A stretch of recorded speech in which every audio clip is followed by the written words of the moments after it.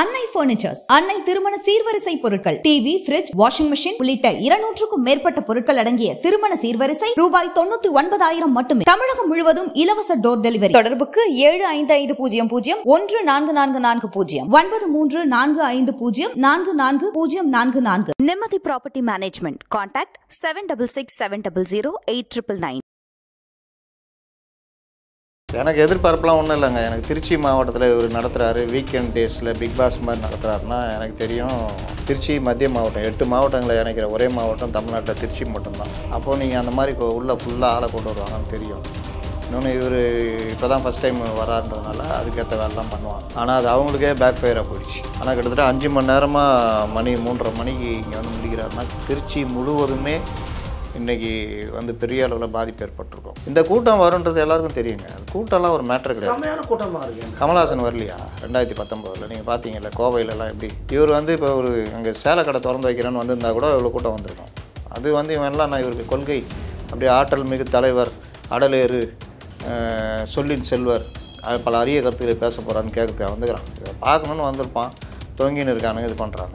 Audio தான் கொஞ்சம் யாரோ வந்து ஏதோ சதி பண்ணிட்டாங்கன்னு நினைக்கிறேன். ஆடியோ சரியாகவே கேட்கல. ஆடியோ கூட சதி பண்ணியிருப்பான். காலிலேருந்து கொய்யால இவ்வளோ கடுப்படிச்சிட்டேன்னு கூட இவங்க எதுக்குமே லாய்க்கிலன்னு தெரியும்ல. இவங்க வந்து ஒரு மன நட்டுனா கூரை போட மாட்டாங்க, கொடிக்கம்பு நட்டுனா போல்டு போட மாட்டாங்க. இந்த மாதிரி இது பஸ்ஸை பார்த்தீங்களா சொன்னால் கோவம் வரும். பழைய எஸ்சிஆர்டிசி பஸ்ஸு பார்த்துருக்கீங்களா, ஜன்னல் வச்சு உழுவுண்டு இருக்கும். அந்த மாதிரி இது அதுக்குள்ளே உட்காந்துங்கன்னு டோர், இந்த டோரு இந்த ஏற்றுறது இறக்கிறது கூட கிடையாது பாருங்கள். அப்படியே அமுக்குனா அப்படியே ஏறும். அதில் தள்ளுற டோரு இதெல்லாம் வச்சுக்கின்னு இதுதான் பிரச்சனை. அப்போ என்னென்னா அந்த ஆடியோ இந்த மாதிரி டெக்னிக்கல் விஷயங்களை கூட கவனம் செலுத்தலைன்றது தான் இவரோட வர்ற வரைக்கும் அந்த பாடா போன பாட்டை கேட்டு கேட்டு காது கொய்யன்னு இருக்குது. யானை யானை யானைன்னு ஒரே மைண்டில் தான் ஓடின்னு இருக்குது.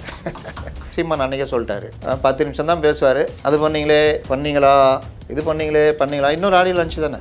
அப்புறம் நாங்கள் சொல்கிறோம், நாங்கள் வந்து என்ன பண்ணுவோம், குடிநீர் பிரச்சனை, இந்த பிரச்சனை, நோ காம்ப்ரமைஸ், பெண்கள் பாதுகாப்பு, நோ காம்ப்ரமைஸ், மக்கள் ஓட்டு போடுறது, நோ காம்ப்ரமைஸ். அதனால் இந்த அலங்கார வார்த்தைகள் இது திரும்ப திரும்ப சொல்கிறேன். இந்த ஆடியோ லான்ச் வசனம், இந்த வசனம்லாம் தான் இவங்களுக்கு தெரியுது. இவங்களை என்ன மண்டையில் கொட்டுன்னு கொட்டி எழுதுன்னு சொன்னாலும் மறுபடியும் இதை தான் எழுதுகிறாங்க. 2 வரி. இவர் எல்லாவற்றையும் உற்சாக மனநிலை, ஒரு மேலோட்ட மனநிலையில் தான் அணுகுவார். அதுக்கு மேலே இயற்கையாக கோபம் வந்து பேசணும்ல, அது இவர்கிட்ட வரவே வராது. எழுதி கொடுத்ததை மனப்பாடம் பண்ணி பேசுவார்னு அதே தான் இன்றைக்கி நடந்துருக்கு. நீங்கள் வெளியில் வாங்கினா ஏன்பா வரலன்னு கேட்குறீங்க. வந்தால் அவ்வளோ கூட்டம் வருதுன்னா பாணி வெளியில் அடிக்கடி வாங்கன்றான். வந்தால் அதெல்லாம் வராது. யார் வரா? திருச்சி விஜயா பார்த்துங்க அப்படின்னு தான் போயிடுவோம்.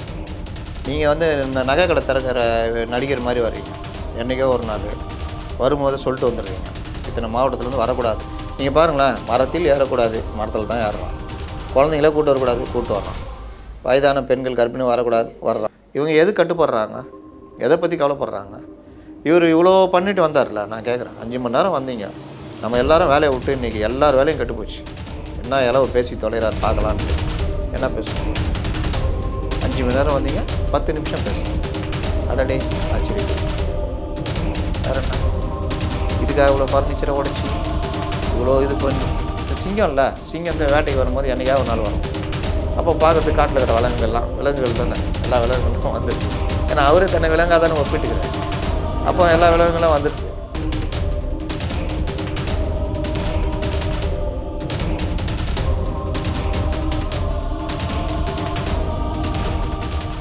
நலம் தரும் நல்லார் சித்த மருத்துவமனை. இதய நோய், சர்க்கரை நோய், பக்கவாதம், சிறுநீரக பிரச்சனை, தண்டுவடம் மற்றும் மூட்டு பிரச்சனைகளுக்கு மிகச்சிறந்த மருத்துவமனை. கிருஷ்ணகிரி, சென்னை மற்றும் மதுரை.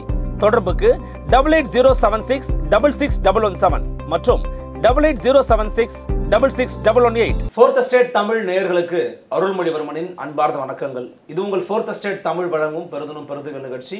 நம்மோடு மீண்டும் இணைகிறார் மூத்த பத்திரிகையாளர் மரியாதை திரு முத்தலிஃப் அவர்கள். வணக்கம். வணக்கம். எப்படி இருக்கீங்க? நல்லா இருக்கிறேன், ஏமாற்றமாகறேன், வந்து நூலாகிறேன். ஆமாம், வந்து ஒரு 10:35 காண்டா இருக்கிறேன். இன்னும் என்னென்ன சொல்லணுமோ எல்லாம் சொல்லலாம். ஆரம்பிக்கிறதுக்கு முன்னாடியே நீங்க கொந்தளிக்கிறீங்களே, ஒரு 5 மணி நேரம் காத்திருப்பு. 5 மணி நேரம் காத்திருப்புக்கு பிறகு பார்த்தீங்கன்னா இப்போ ஒரு 10 நிமிஷத்துக்குள்ள அவருடைய டோட்டல் ஸ்பீச்சே முடிச்சிட்டாரு. அடுத்து எங்கே போகிறான்ற பிளான் கூட தெரியல. ஏன்னா இப்போ நம்ம பேசிகிட்டு இருக்கிற நேரம் மணி 3:30. ஏன்னா நம்ம இதுக்கு மேலே உங்களுக்கும் பணிச்சூழல் இருக்குது, எனக்கும் பணி இருக்குன்றதால நம்ம இந்த நேர்காணலை இப்போ துவங்கி முடிச்சிருவோம் தம்பி நீங்கள் சொன்னாலும் நம்ம ஆரம்பிச்சிட்டோம். என்ன எதிர்பார்ப்பு இருந்துச்சு உங்களுக்கு, எப்படி பூர்த்தி பண்ணியிருக்கிறாரு? எனக்கு எதிர்பார்ப்புலாம் ஒன்றும் இல்லைங்க. எனக்கு திருச்சி மாவட்டத்தில் இவர் நடத்துகிறாரு, வீக்கெண்ட் டேஸில் பிக் பாஸ் மாதிரி நடத்துகிறாருன்னா எனக்கு தெரியும். திருச்சி மத்திய மாவட்டம் 8 மாவட்டங்களை இணைக்கிற ஒரே மாவட்டம் தமிழ்நாட்டில் திருச்சி மட்டும்தான். ஓகே, உங்களுக்கு ஃபுல்லாக உள்ள கொண்டு 8 டிஸ்ட்ரிக்ட்ஸ் இருக்குது. ஆமாம், அதோடைய எல்லைகள். அப்போது நீங்கள் அந்த மாதிரி உள்ளே ஃபுல்லாக ஆளை கொண்டு வருவாங்கன்னு தெரியும். இன்னொன்று இவர் இப்போ தான் ஃபஸ்ட் டைம் வரான்றதுனால அதுக்கேற்ற வேலைலாம் பண்ணுவாங்க. ஆனால் அது அவங்களுக்கே பேக் ஃபயராக போயிடுச்சு.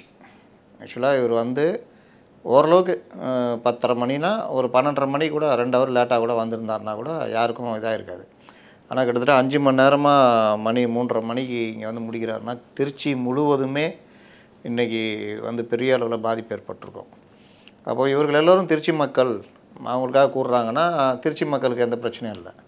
ஆனால் நீங்கள் வந்தது எல்லாம் வெளி மாவட்டம் அது இதுன்னு வந்த பொழுது நீங்கள் ரோட் ஷோவாக பண்ணதுக்கு வந்து கிட்டத்தட்ட கடுப்பில் திருச்சி மக்கள் இருக்கிற நிலமை தான் வரும். இந்த கூட்டம் வரும்ன்றது எல்லாருக்கும் தெரியுங்க. அது கூட்டம்லாம் ஒரு மேட்ரு கிடையாது. செமையான கூட்டமாக இருக்கு. கமல்ஹாசன் வரலையா 2019 நீங்கள் பார்த்தீங்கல்ல கோவையிலலாம் எப்படி? அதெல்லாம் கூட்டம்லாம் வரும்.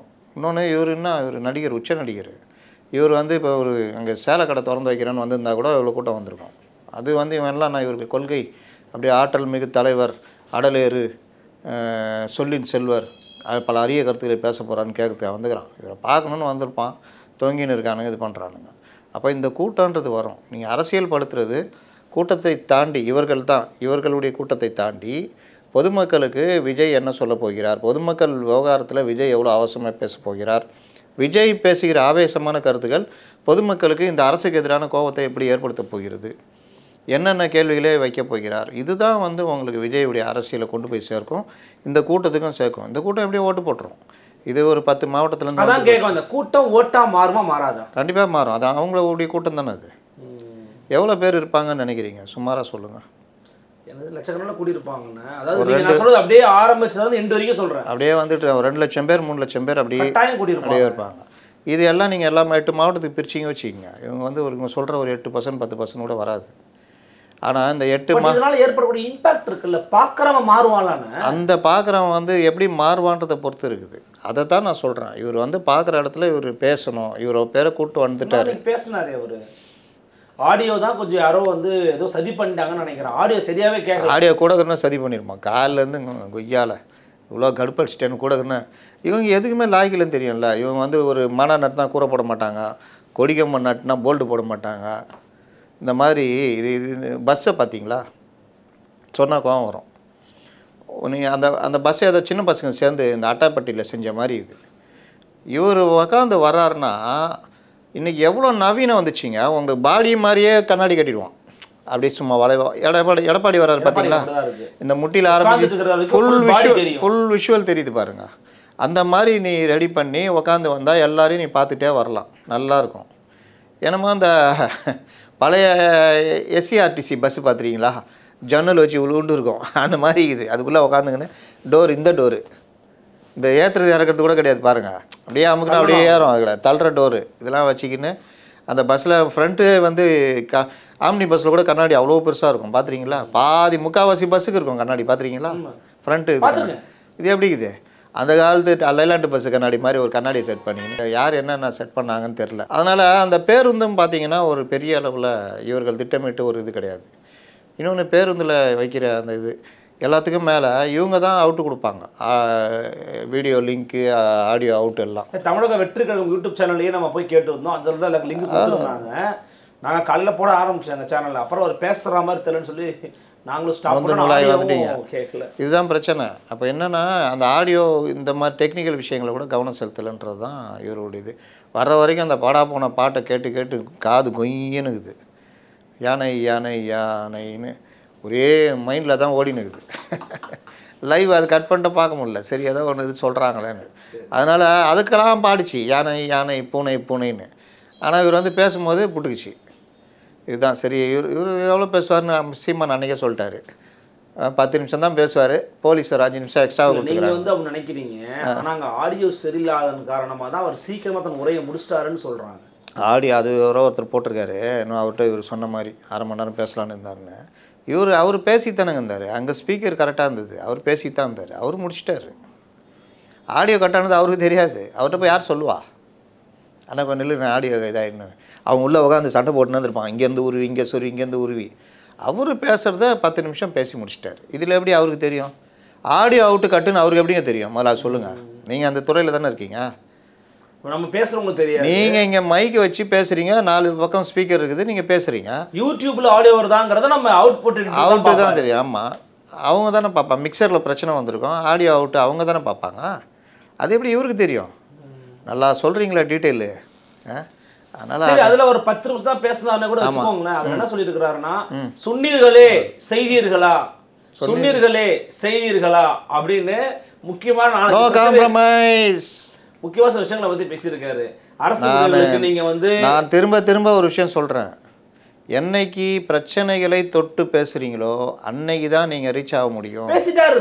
இது வந்து பிரச்சனைகளை தடவிக்கிட்டு போறது. மனநலத்துகிறார்கள். நீங்க என்ன சொன்னீங்க? பழைய ஓய்வூதியத்தை கொடுப்பேன்னு சொன்னீங்க, கொடுத்தீங்களா? அவ்வளவுதான். கொடுக்கல, அவ்வளவுதான். இந்த மாதிரி பல விஷயங்கள் பேசி அடுத்து கேட்டால் தானே நமக்கு ஞாபகம் இருக்கும். அடுத்து அது பண்ணீங்களா, இது பண்ணீங்களா, இன்னொரு ஆடியோ லஞ்ச் தானே. அப்புறம் நாங்கள் சொல்கிறோம், நாங்கள் வந்து என்ன பண்ணுவோம், குடிநீர் பிரச்சனை, இந்த பிரச்சனை, நோ காம்ப்ரமைஸ், பெண்கள் பாதுகாப்பு, நோ காம்ப்ரமைஸ், மக்கள் ஓட்டு போடுறது, நோ காம்ப்ரமைஸ்.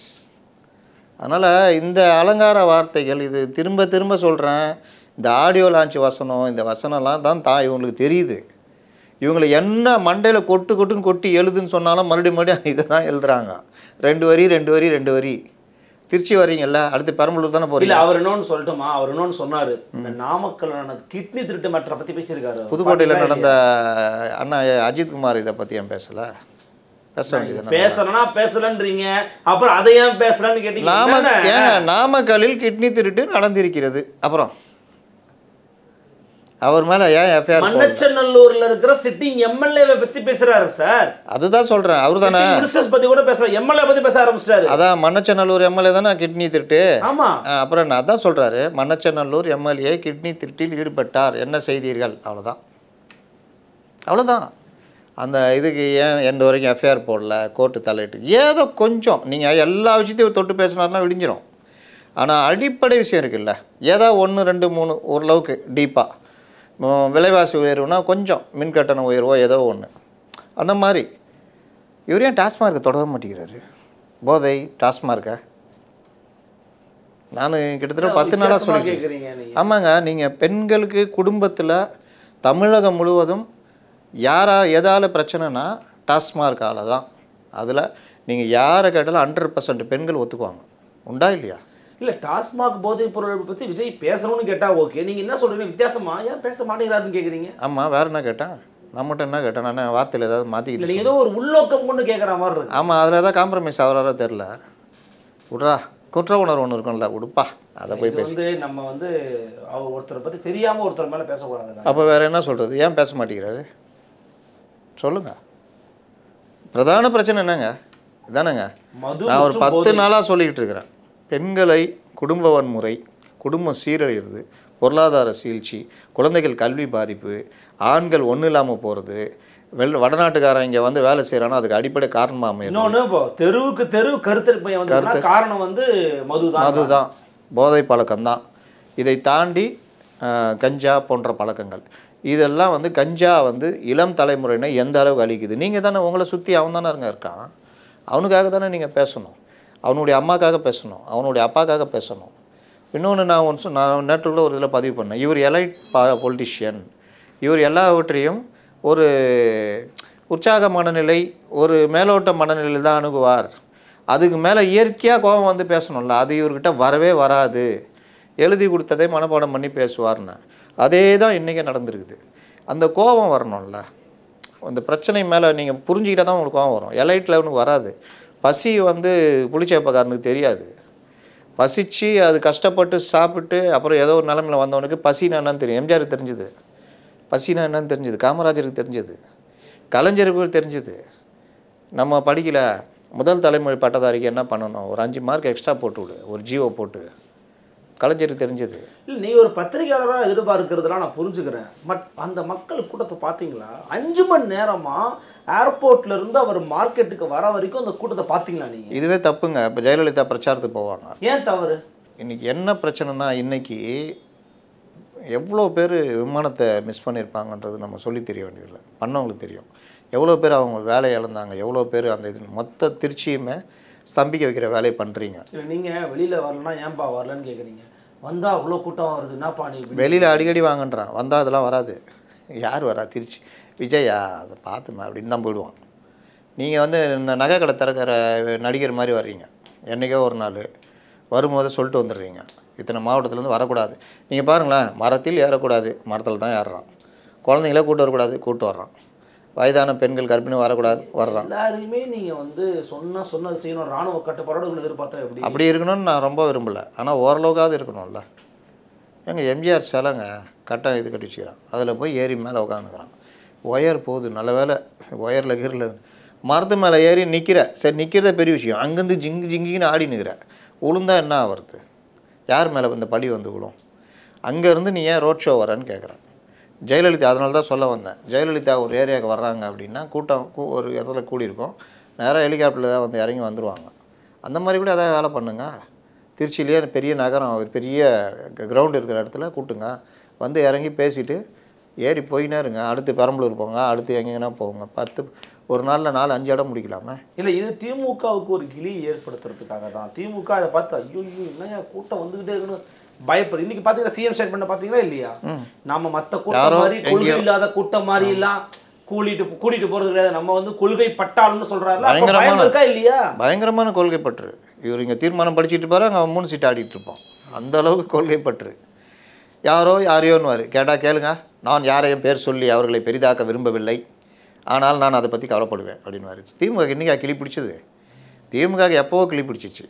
அவங்க நம்மளை எல்லாரும் விட அவங்க. பட் அதை வந்து விஜய் ரொம்ப கார்னர் பண்ணுறோன்னு தோணுது. இந்த இந்த இந்த தொடர்ச்சியான கூட்டம் இப்போ பார்த்தீங்கன்னா அடுத்த கூட்டத்துக்கு அனுமதி மறுத்துருக்குறாங்கன்னு செய்தி வருது. ஆமாங்க, இந்த மாதிரி பண்ணிங்கன்னா எப்படிங்க?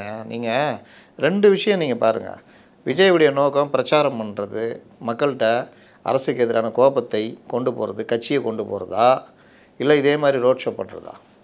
2க்கும் வித்தியாசம் இருக்குது. இதே மாதிரி பண்ணிகிட்டு இருந்தீங்கன்னா உங்களுக்கு பர்மிஷன் தரமாட்டாங்க. அது அவருக்கே பேக் ஃபயர் ஆகும். ஈஸியாக கோர்ட்லலாம் போனால், கோர்ட்டு இன்றைக்கி அது ஜட்ஜிங் எல்லோரும் பார்த்துருப்பாங்கல்ல. திருச்சி கோர்ட்டு இன்றைக்கி ஜட்ஜிங்க வெளியே வர முடிஞ்சிருக்குமா? எவ்வளோ பிரச்சனையாக இருக்கும். திருச்சியில் ஒரு பெரிய கோர்ட் இருக்குல்ல, எல்லாத்தையும் பார்ப்பாங்கல்ல. போலீஸை தான் கூப்பிட்டு கேட்பாங்க என்ன பண்ணுறீங்கன்னு. போலீஸும் வேணுன்னே பண்ணும் இந்த வேலையை. ஆம்புலன்ஸ் வந்துச்சுல்ல இன்றைக்கி ஒரு ஆம்புலன்ஸ் வந்துச்சு. அவ்வளோ பெரிய கூட்டத்தில் ஏங்க விட்றீங்க ஆம்புலன்ஸை? வேறு வழி இருக்காதா? போலீஸும் இன்றைக்கி கூட்டத்தை கட்டுப்படுத்த முடியாது. ஆனால் அந்த வாகனம் போகிறதுக்கு ஏதாவது ஒரு ஏற்பாடு பண்ணிடலாம். ஹைவேஸில் இவர் ஏர்போர்ட் விட்டு வெளியே வராருல, இவர் போகிற ரூட் இருக்குது. எதிர் ரோட்டில் வண்டிங்க ஏறி போய்கிட்டு இருக்கானுங்க, அந்த வண்டிக்கு பேரலாம் போகணுன்னு சொல்லிட்டு. அப்போது எதிரில் வரவன் வந்து இடித்து விட்டான்னு என்ன பண்ணுறது? ஹைவேஸு போலீஸ் என்ன பண்ணுது? அப்போ இவர்கள் வந்து ஒரு கட்டுக்கடங்காத எனக்கு என்ன நடக்கிற கூட்டம்னா அதை கட்டுப்படுத்த வேண்டிய பொறுப்பு புஷி ஆனந்துக்கு மற்றவர்கள் தான் இருக்குது. நீங்கள் எனக்கு என்னென்னு எல்லா மாவட்டத்துலேயும் கொண்டு வந்து வர வச்சுட்டு வர வேணாம் அப்படின்றது.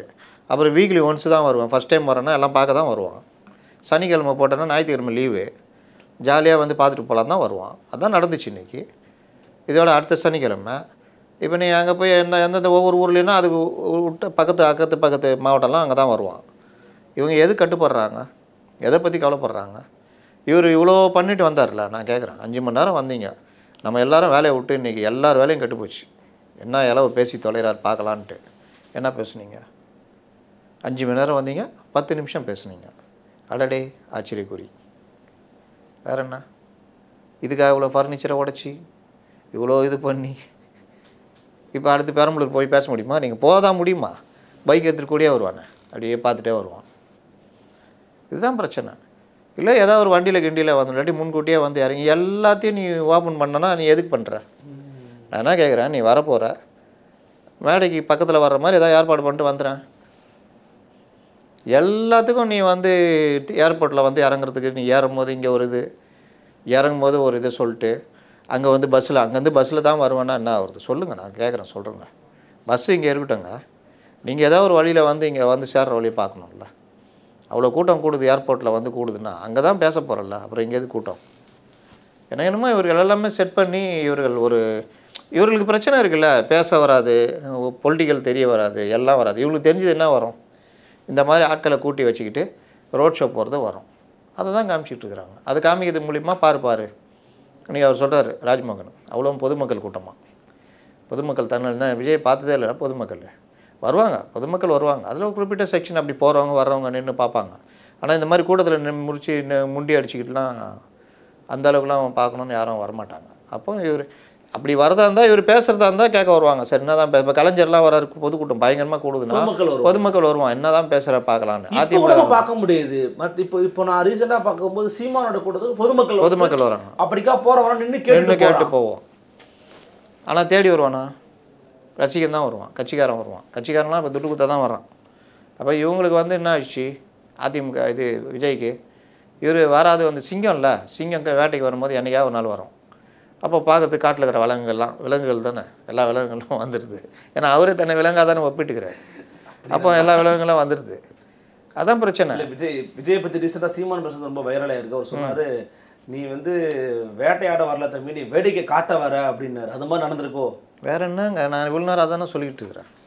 நீங்கள் வரணும், அந்த ஸ்பாட்டுக்கு வரணும், பேசணும்னா அதுக்கு வரதுக்கு எவ்வளோ வழி இருக்குதுங்க. ஏர்போர்ட்டு சார்ட்டர் ஃப்ளைட்டில் இங்கேருந்து ஏறி யோசிச்சிருக்க மாட்டாங்க. எது யோசிச்சிருக்க மாட்டாங்களா? நீங்கள் யோசிச்சு பாருங்களேன். யோசிச்சிருக்காங்கன்றேன் நான். சார்ட்டர் ஃப்ளைட் வச்சு 8 மணிக்கு அங்கே இறங்கி அந்த பஸ்ஸை கொண்டு வந்தாங்க நிப்பாட்டி, இவர் இந்த டைம் தான் வராருன்னு சொல்கிறாங்க. அவர் இரவே திருச்சி தங்க வேண்டியது, திருச்சியில் ஸ்டார் ஹோட்டல்ஸை மிரட்டி அவருக்கு இடம் கொடுக்கக்கூடாதுன்னு மிரட்டி. ஏன் ஸ்டார் ஹோட்டலில் தங்குறீங்க? எப்படி போனீங்க இவர் வீட்டுக்கு, நம்ம அஜித்குமார் வீட்டுக்கு எப்படி போனீங்க? அப்போ மட்டும் எதுவுமே இதாகல. அந்த அஜித்குமார் வீட்டில் போய் டொங்குன்னு நிற்கிறீங்க, கரெக்டா?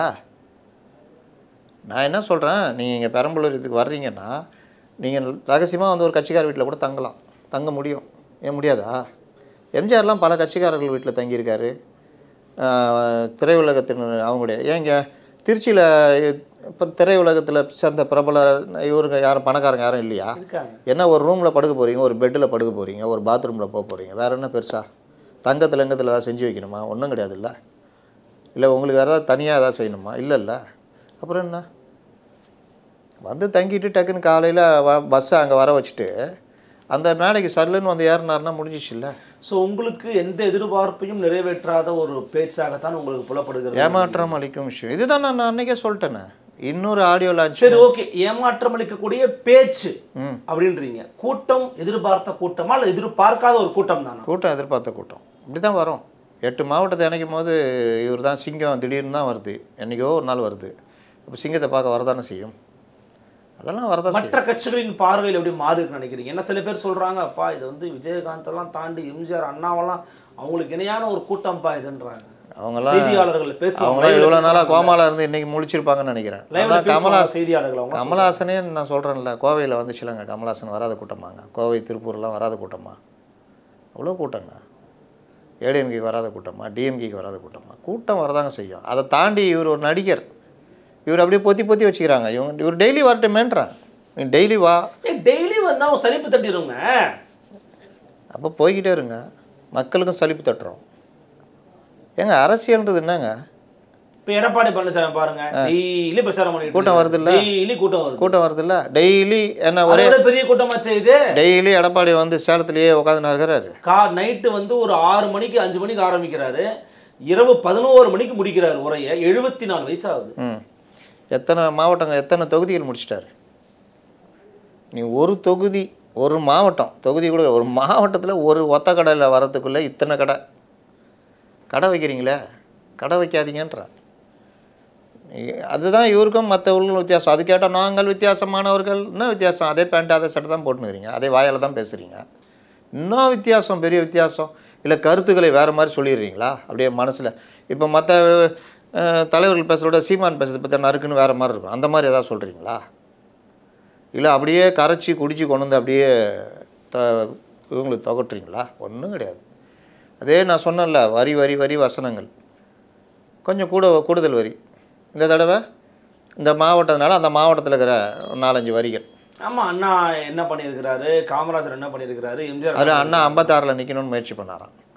அண்ணா பொது தேர்தலில் 57 கட்சி ஆரம்பிச்சாங்க. 52 மொழிவாரி மாகாணங்கள் பிரிக்கல. அப்போ நடந்த பொது தேர்தலில் போட்டி இல்லை. 57 தான் அடுத்த தேர்தல்.